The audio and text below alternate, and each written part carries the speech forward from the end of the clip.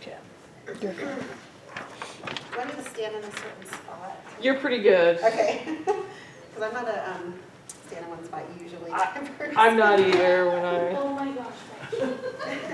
This girl falls out of chairs more than anybody. Oh no. Like epic. Well, these kind of roll and move, but. They do.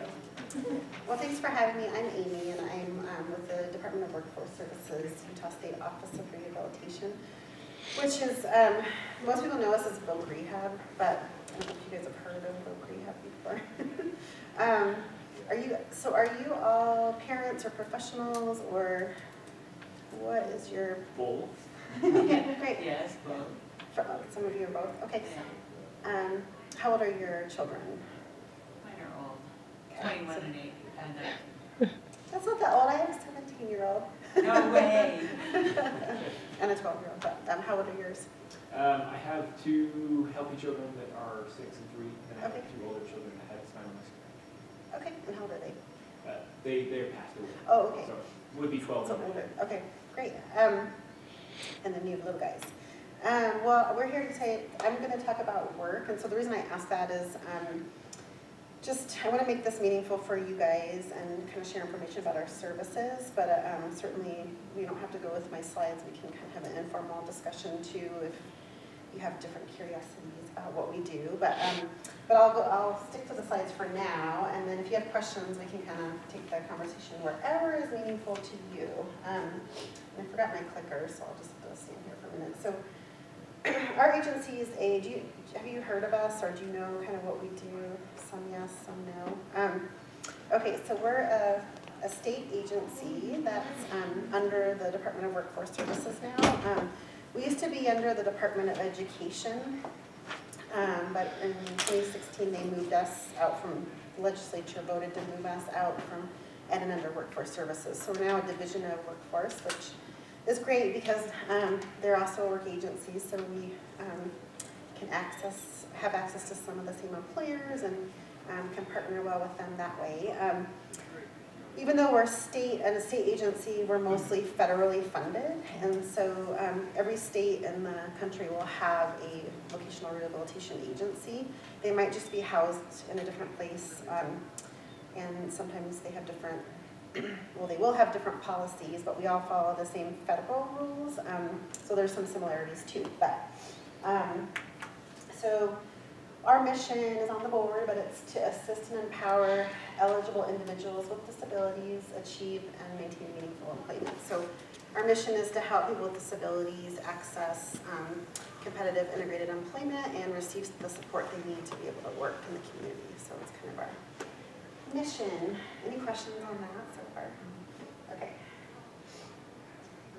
Okay, and so we have a lot of different services. So you may hear of your children or your patients or clients that you're working with are receiving different services from us, and you may have one person who's receiving something very different than another person, and that's normal, and that's because all of our services are individualized to meet the needs of the person and the work goal that they're choosing. So, you know, if someone's moving toward a goal of being a nurse, we might be helping them pay for training and providing supports while they're in school. We might buy them scrubs versus someone who has an interest in being my daughter says she wants to be a marine engineer is what she's calling it. So you know, for that person, we might be helping them do labor market research, and so that she can understand she has to move out of state if she wants to do that. So, but some possible services that we provide are up here. The main core of what we do is vocational counseling and guidance. So all of our counselors are trained, licensed vocational rehabilitation counselors. So the core of what they do is going to be helping an individual make those career choices and make good career choices based on their disability and what their impediments to working on are, and also the labor market. So helping them understand what the culture looks like and what jobs are accessible right now. We also provide medical services and treatment. So we always want to look at the individual's disability and help them minimize their impediments to working. So we do have clients that we work with that might receive, we might help them with medications until we can find a longer-term solution. We might help them, someone needs a prosthesis, we might help them purchase that so that they can work and minimize some of their impediments to working. Therapy, different medical services we may help with, depending on the situation. Training and education, if someone needs training to achieve a vocational goal, we might help them receive that. Job coaching and development. So if someone needs help finding a job and they might have some cognitive deficits where they need someone to help them go to the job and learn the essential functions of the job, we might provide that. Job placement, assistive technology, which I think we all know what that is, and then benefits planning. So we do have in-house benefits planners that can help someone understand how going to work would impact their benefits. So any questions on any of that? And those are just like I said, it's really individualized and would really be dependent on what the person's job goal is and what their disability is and life circumstances are too. So any questions on those? Okay. Yeah, go ahead. I'd like to have a comment, a Yeah. question, but Yeah. this is really interesting. I didn't realize that this is workforce services. Yeah. A lot of us have the opportunity to interact with families or Yeah. individuals with disabilities, and just knowing that these kind of services exist is really cool. Yeah, great. That's great to hear. Yeah, we want you to share. We don't want to be sometimes, I've worked in other states for VR, and sometimes we're called the best kept secret, and we don't want to be that, of course. We want, so I'm glad that I was invited to come today because we want our partners to know about us, our clients and families to be able to access our services if they need it. So we do work with youth and then help youth transition from high school to the world of work. And then we also work with adults. So really our agency covers working age folks. So from 14 up through as long as somebody wants to work. We will work with an individual. So. Quick question. Yeah. So I'm not sure if I know how to probably ask this question, but so your population obviously is disabled Yes. members. So what's like I mean, I'm sure you get the full spectrum, but what do you see the most of? Where do you kind of help the most? For what disability groups or Yeah, what? like what's yeah. I would say. What do you see the most of? And I do have stats, and I just didn't bring them with me, but we work with all disability groups, so it's hard to say the most, because a lot of folks we code because we have to report to our federal oversight agency, and so we do code disabilities when someone applies and becomes eligible for services. So, we have mental health, and we always get code a primary and a secondary diagnosis, so it's hard to say what the most is because we have both. Some people have, as you know, some people have co-occurring disabilities, but we do see some mental health, significant amount of mental health. We do see cognitive disabilities. But we also work with sensory impairments, visual, deaf and hard of hearing, visual impairments, autism, learning disabilities. So we kind of run the gamut of who we work with. Yeah, physical disabilities, such as your, so it really runs the gamut, and sometimes it depends on where we are in the state, what we see more of, but yeah, good question. Yeah? So another one, do you interact with other organizations in the state to help facilitate relationships that might increase the individuals that you're able to help? Yes, so we do partner with other state agencies, and it really depends on locally where we are and what resources we have. On a statewide basis, I work a lot with our DSPD, Division of Services, ESP, people with disabilities, so those that work with cognitive disabilities. And then I also work with Division of Substance Abuse and Mental Health. So a lot, we work a lot as a state partnership and our Board of Education. So we do go out and co-train and work together to make sure that we're blending and braiding funding, and then also reaching out to some of the areas that don't have as many services. So we've spent a lot of time on blending lately because there's less services out that way, as you can imagine. So But we do work as a statewide team for outreach and then also to work collaboratively.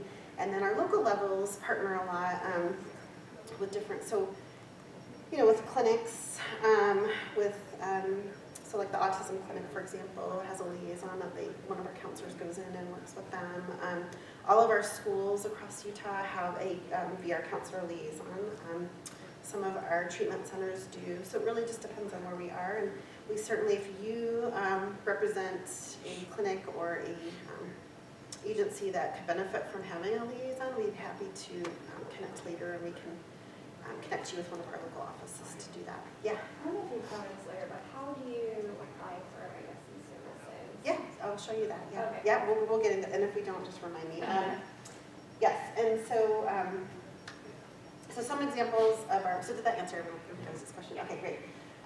Some examples of our youth, so I said we serve adults and youth, and I'm our youth, I should have probably said that ahead of time, but I am our youth transition coordinator, so I'm technically the transition and supported employment coordinator. So I work a lot with our youth programs, and we do similar services provide similar services for our youth.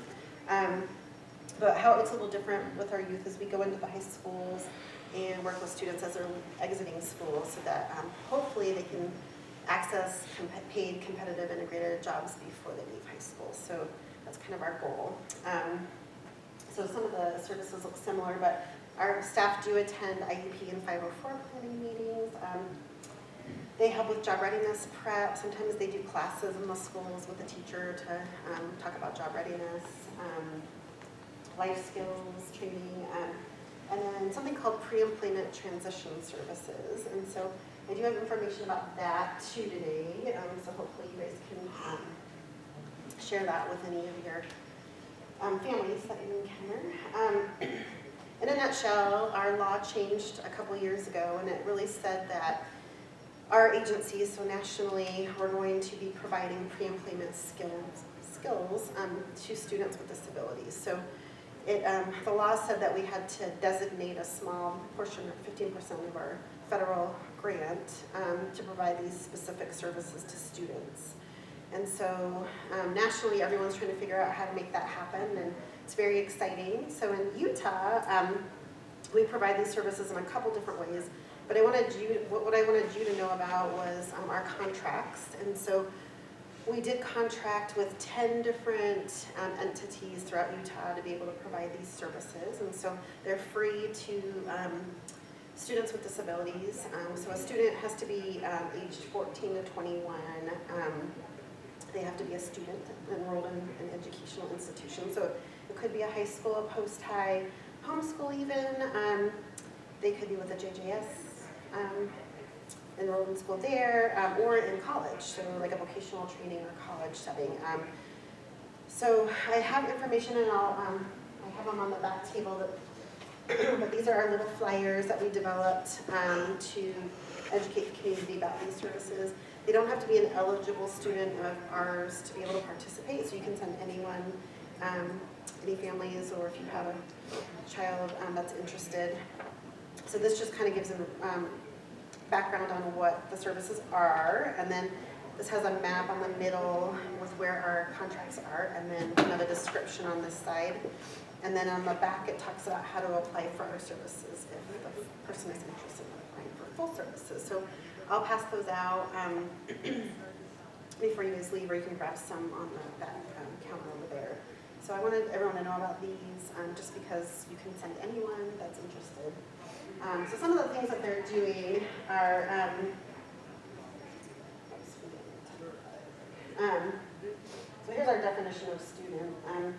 Some of the things our contracts are providing are soft skills building, so they're working with students on how do you talk to an employer, how do you complete a resume, how do you go to work appropriately dressed and groomed, practice interviewing. They're also, one of our contracts at Southern Utah University is providing peer mentoring to help students with disabilities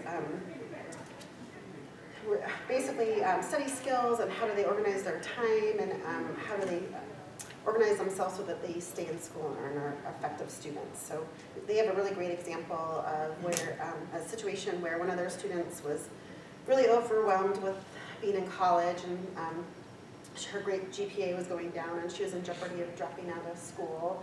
But her peer mentor kind of helped her reorganize her time and advocated for how to talk to her professors so that she could get some extensions on some things. And then she ended up pulling her GPA up to a B+ average, and she stayed in school, and she was feeling less overwhelmed. So they're doing really great things, our contracts. Some of them are doing college tours for high school students that are interested in going to college. So things like that, job readiness type activities.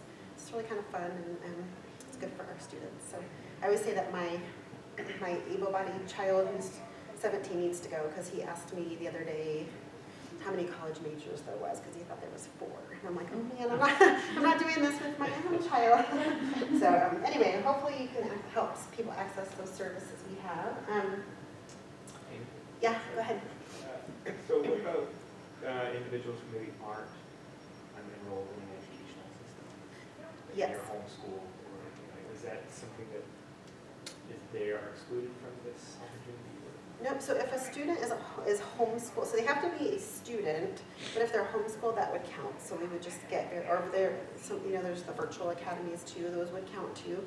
So as long as they are enrolled in some type of schooling, we can count that. So what our policy says, it has to be 100 hours in length or 1 month in length and working towards a degree or credential. So if they're enrolled in a high school, non-traditional high school program, that would count too. Yeah, and those are just to access those contracts and receive that pre-employment transition, what we call pre-employment transition services. If they've graduated or they're dropped out of school or no longer attending school, they can still come to our agency and apply for our full services. So, so it's okay if they're no longer a student. We still have services to offer. Yeah, does that help? Yes. Okay. You have Yeah. had these kind of transition services for, because Yeah. I have a son who's 19, not at school, but needs these kinds of services. Sure. Yeah, so we do similar services in-house for eligible clients of ours. So what he would, we still do, our counselors will still work with any client on how navigating the labor market, helping them with resume prep, things like that. There's still things that we would do for adults or non-students. Yeah, this is just kind of a law change and some services on how we're really kind of hitting hard that population, so to speak, that student population. So yeah, good questions. Yeah, and we're going to talk about how to apply an eligible students next. So any other questions on those that special little subset of our services, that pre-EPS, we call pre-EPS. Okay. Okay. So when do we, so those are pre-EPS, and as I said earlier, they don't have to be, the student doesn't have to be a client of ours to be able to access those services through our contracts. But when is a good time to tell your families or your own children when to apply for services? So we like to tell our community, it used to be, years ago that we waited until a student was ready to graduate, or if they went to post-high, we would wait till they were 22, waiting until they're closer to graduation. Now we really want a person to apply, the earlier the better, just because that can give us some time to prep for that transition and work with their teachers and get to know more about them before they leave school. So 14 is a good start if the person's ready, and sometimes they're not, and that's okay. If a person, and then a second reason to apply would be if they need services beyond pre-EPS. So if they're in that contract that I talked about earlier, and they need more service, the full services, and we want them to apply. And then if they need help transitioning for school or help on a job. So if you have a family member or a patient that is struggling on a job or has never had a competitive job before, that's a good time to kind of think about an application to our agency. Does that make sense? Okay, and then how to apply. So there's different ways, so let's answer your question. There's different ways to apply for services. If you did have a liaison that you're working with, they can come out and do an orientation at your facility or clinic, or and they can do that in person. and then provide information about how to apply to your family or clients. Our counselors also conduct orientations at schools. So as I said earlier, we do have counselors who are assigned as liaisons, and they will go into the schools and do that. You can send any family members or patients or clients to our online videos, and I can show you after we run through this, I'll show you how to do that. But we do have videos online, and they're right on our homepage. And they're about 7 minutes long, so it's not a terrible time commitment. So you are welcome to show those to anyone that you would like to do that. Our offices we have 10 districts throughout the state. And some of them have satellite offices. So we have several offices throughout our state, and somebody can go into the office and go to an orientation there. We have 3, because I'm assuming most of you are from Salt Lake, yes? Okay. So we have 3 offices in Salt Lake. We have 1 downtown, and then we have 1 in Taylorsville, and then 1 in South Jordan. And then we also have 1 in Centerville.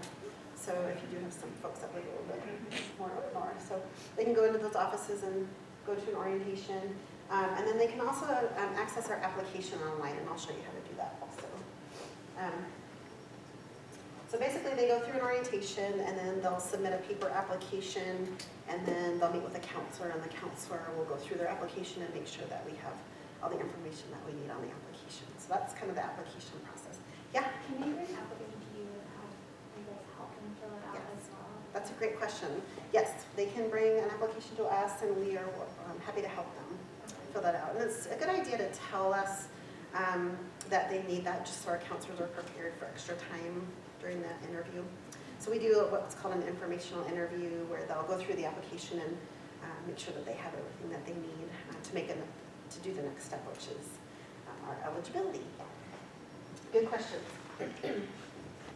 So we are, with the exception of those pre-eps that we talked about earlier, we are an eligibility-based program for our services. So after a person applies and goes through that interview, our counselors will determine if they're eligible for services. So I put our eligibility criteria up here.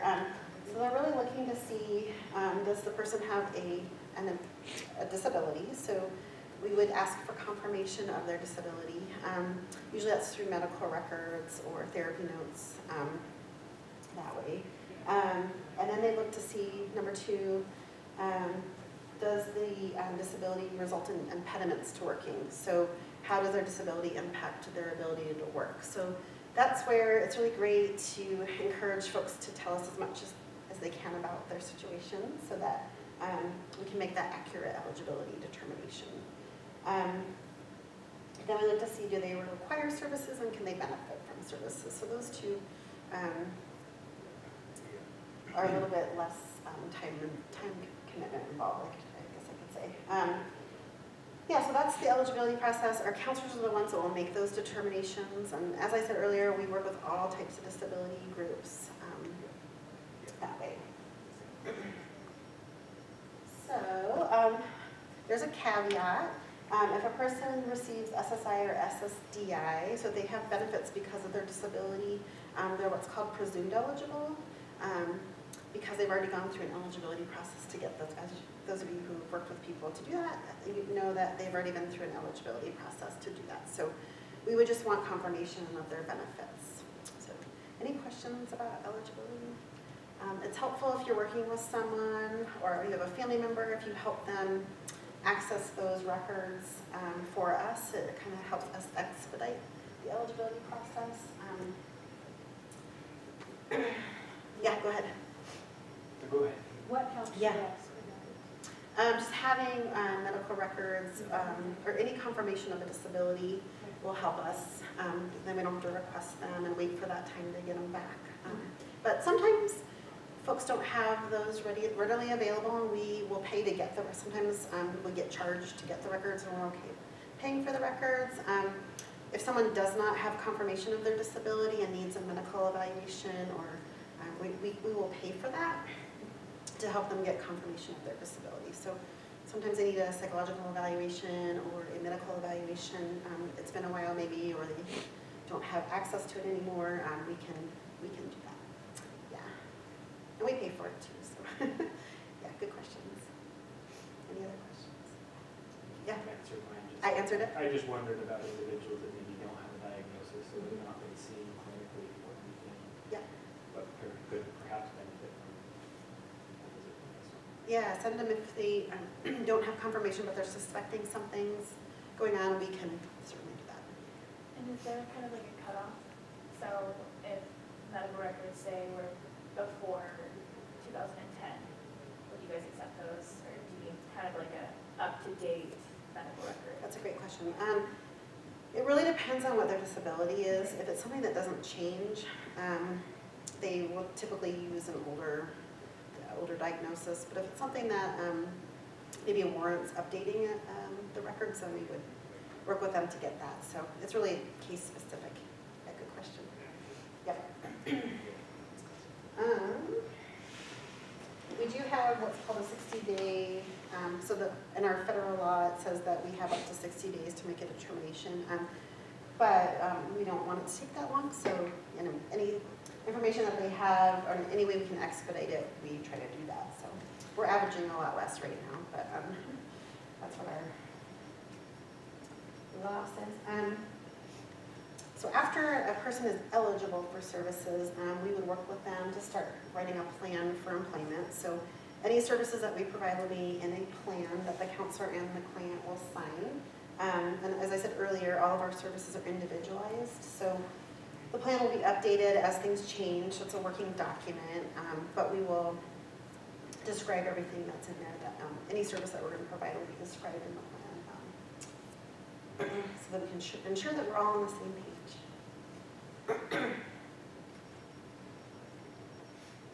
Okay, so all services are individualized and will be agreed upon.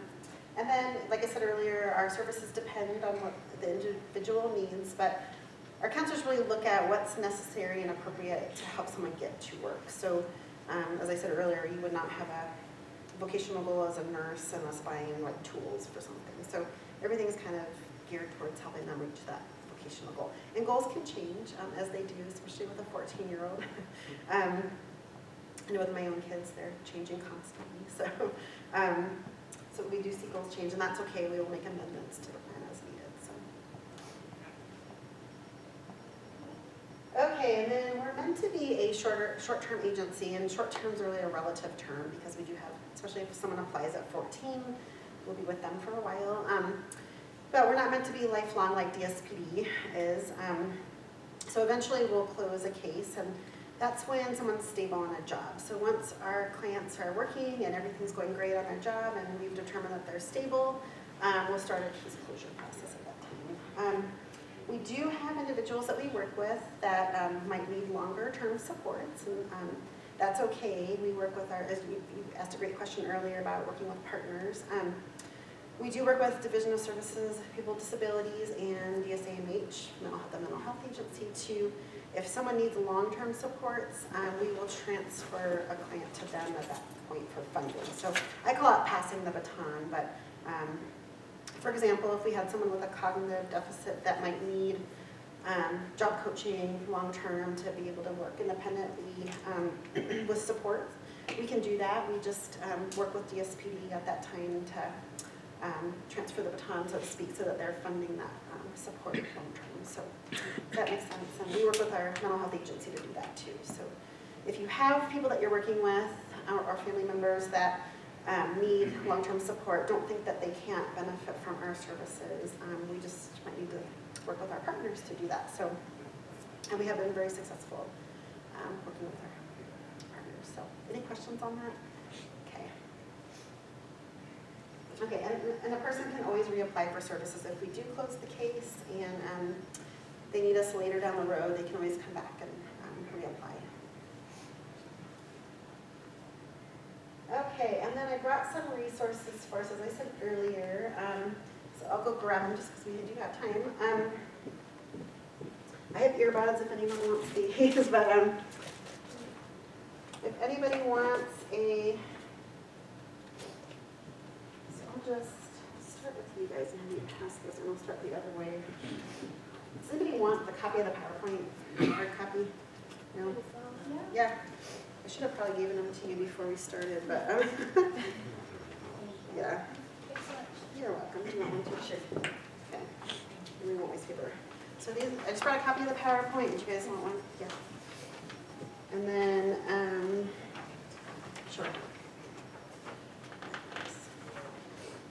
And then this one is our pre-ex guide, and then this is just a little rec card on our youth transition services. So does anyone have youth that they're working with that they want some of these for? Yeah, you guys would, okay. You guys go, you just take a few. So those are yours, okay. So, Can we just take full staff pictures? yeah, and I have more over here, we can grab them. I'm happy to bring more if you guys need them. And then we also, let me show you the website. So, and it's listed on our route card, but here's our home page. So if you go, as you can see, we do have services for blind and visually impaired, so we work with, they're kind of under our umbrella, but they do things like, if someone sustains a vision loss and they need help with understanding how to travel or mobility training, they do that. They also have some apartments and they do some independent living skills and things like that there. So if you're working with someone or have a family member that sustains a vision loss, you can always make a referral over there. They also do leisure things like knitting, and they have a wood shop, which is amazing, using power tools, and it's really cool what they do. We also have a division for deaf and hard of hearing, so they work with individuals. They teach sign language classes and work with individuals with hearing loss. Do other services too. And then we also house the division that determines if someone gets benefits. So they work with the Social Security applications, and we don't really partner with them that much just because we're kind of moving in a different direction where we're going towards work, and so, but they are under our main umbrella, just so you guys have. But the main one that you're going to want to access is this one called Vocational Rehabilitation, and that's where I'm representing. So if you click on that link, here's a little button that says Learn How to Apply. So you can hit that, and then it brings you to our application process. So here are the welcome sessions right here. If you click on it, I'm happy to show you one if you wanted to see one. But as I said, they're only 7 minutes long. And then there's also a youth one, and then so here's one for teens. And then we have subtitles if you do have someone that needs subtitles. So you're welcome to show any family members or patients our welcome videos, and then let's see, we'll go back to our applications are out here too, so you can just print them off and give them to your family, your clients or patients there, and then they can just